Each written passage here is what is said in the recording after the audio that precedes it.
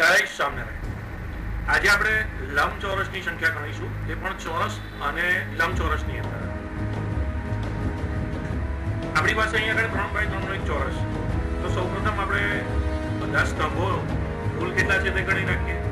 1 + 2 + 3 બરાબર 6।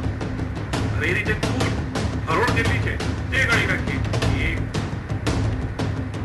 + 2 + 3 બરાબર 6। હવે આ બંનેનો ગુણાકાર કરી નાખીએ એટલે 36 થાય છે।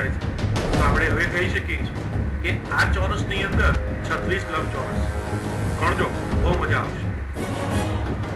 આપણી પાસે બીજો એક લંબચોરસ છે જે 3x2 નો છે। પહેલો ચોરસ હતો, આ લંબચોરસ છે। આની અંદર કુલ કેટલા લંબચોરસ છે તે આપણે ગણી નાખીએ।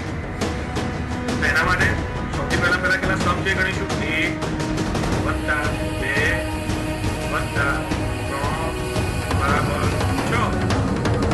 હવે આપણે કુલ હરોળો કેટલી છે તે ગણી નાખીએ। 1 + 2 બરાબર 3।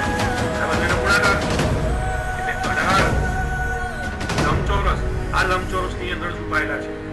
જોવા માટે આખો ગણજો, બહુ મજા આવશે। પણ આ ગણતા પહેલા એક વસ્તુ યાદ રાખજો કે દરેક ચોરસ એ લંબચોરસ છે, પણ દરેક લંબચોરસ એ ચોરસ નથી। ગણજો, બહુ મજા આવશે। જય સ્વામિનારાયણ।